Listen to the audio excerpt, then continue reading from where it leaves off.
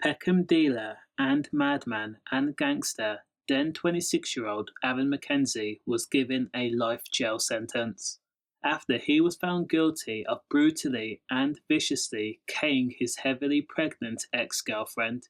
The despicable London man was told at the Old Bailey that he would be jailed for life and he would have to serve a minimum term of 35 years after the jury had deliberated for less than 3 hours after reaching a guilty verdict.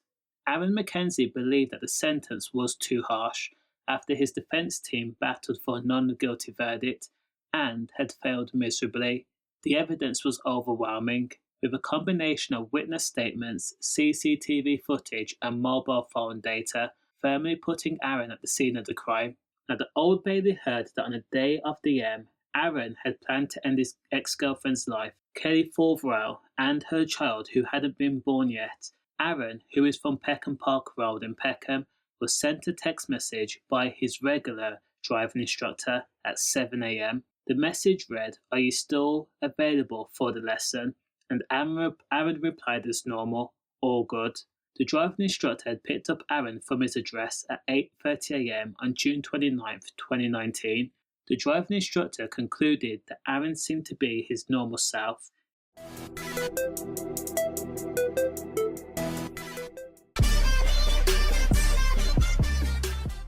He was talkative, witty, and funny, and he followed orders and directions without hesitation. In fact, the driving instructor says that Aaron seemed really happy, really happy, and it was put down to his improvement in his driving capabilities.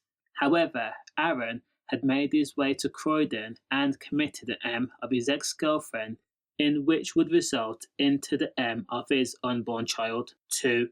The 26-year-old had travelled to Fulton Heath in the early hours of the morning on June 29th. Aaron had forced his way into Kelly's home by going through the patio doors, at a home that she shared with her mum, her sister, and 2 brothers.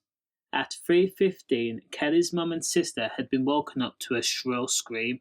Now, Kelly's mum ran to her daughter's bedroom after believing that there was complications with the pregnancy, or Kelly may have been going into early labour, as she was 33 weeks pregnant with Aaron's son. A nursing pillow was positioned by Kelly, but her mum noticed red spilling from lips. The stark realisation sent Kelly's mum into shock and panic as she realised that her adult daughter had been bladed, and then the mum ran outside and shouted for help before Kelly's mum ended up collapsing in the back garden. What had happened allegedly was Aaron Mckenzie has made his way into Kelly's bedroom. He pulled out a long blade and then lifted the blade up above his head and then pulled it back down again. He had bladed Kelly more than 21 times in total, and police explained that the scene was left in red, and Aaron's intention was evidently 2K because his actions was deliberate and vicious and born out of jealousy and misplaced anger, because he couldn't look at himself and realise that the problem had laid with him. Now, Aaron had successfully fled the scene in the aftermath, despite Kelly's mum, 2 brothers and sister and a young child all being at home at the time of the incident. While Kelly's family tried to administer first aid, while others called 999 and requested emergency police and ambulance crew, Aaron, for the most part, was free and clear. And just hours after Kay and Kelly, and ultimately their son, whom would be named Riley, Aaron went on his driving lesson as normal. In court, it was said that Aaron Mckenzie and Kelly Fauvrelle had bonded over their interest in motorbikes. Now, though there was some good times in the relationship for the most part was toxic and domineering. The relationship finally ended in February of 2019, when Kelly explained that Aaron needed professional help to deal with his demons and jealous outbursts.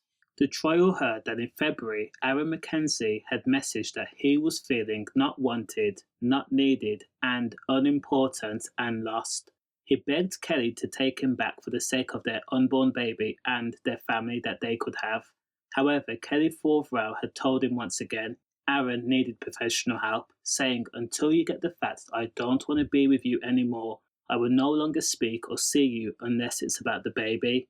Kelly's family extended an olive branch to Aaron and says, "Despite Kelly and you not being together, No one will deprive you of the opportunity of being a dad to Riley. The court also heard that in the hour before committing the Aaron had gone down a rabbit hole that was reading over Kelly's emails and messages after he had gained access to them. Plain and simple, Aaron could not cope with the fact that after his constant issues, Kelly had become resolved in the fact that she would rather be a single mom than stay in an unloved relationship where she would be victimized again and again and again and again and again. When Aaron pleaded his case, the messages remained unread. When Aaron explained he no longer wanted to be here and toyed with the idea of injuring himself, the messages remained unread too. So Aaron Mckenzie, who worked as a crane operator, had gone from being vulnerable to self-pitying to frustrated and then seething with anger and rage. He had imploded at the thought of Kelly moving on. Now, Kelly Fauvrelle was rushed to hospital where emergency care was given. While Kelly was tragically pronounced dead soon after, doctors continued to battle to deliver Riley and save his life. Riley had survived for 4 days. During that time, Aaron Mckenzie had travelled to the hospital, hollering and crying, where he put on an Oscar-worthy performance, telling doctors, "Please save my son." And as part of the investigation, Aaron had lied to police by saying that he believed no one would want to kill Kelly. However, there was a guy called Mike, and he was angry at Kelly because she owed him money.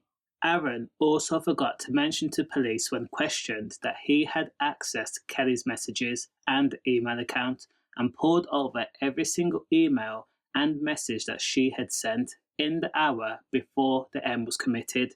Now Riley, sadly and tragically, was pronounced dead 4 days later, and later in a written confession, Aaron says, allegedly, "I don't know what came over me. It was definitely not planned. I had been feeling anxious and depressed." He added, "I had thoughts of anger in me." Now, when that piece of evidence was used in court, Aaron retracted it and says that the confession was false. Now, when Aaron was told that he would be jailed for life and would have to serve a minimum term of 35 years and then 20 years for the M of Riley, Aaron gave the judge a thumbs up, refusing to show remorse or dignity until the very end. Again, this was the kind of character that Aaron Mckenzie was. The Peckham man had made his way through a packed home and managed to kill without Kelly's family seeing him enter or leave. Now, when police investigated the M, CCTV footage showed a person thought to be Aaron in Fulton's Heath, Raymead Avenue, before and after the M was committed. It showed the person walking towards Kelly's home at 3:15 a.m. on the day of the murder and running in the opposite direction around 10 minutes later. And remember, when Kelly was pronounced dead on June 29th of 2019, the court heard that Aaron Mckenzie sickeningly played the victim, telling police that he had nothing to do with this incident. He went to the hospital where medics were fighting to save Riley's life and even joined Kelly's family as they mourned. Does the crime match the sentence? Let me know. Stay safe. Safe.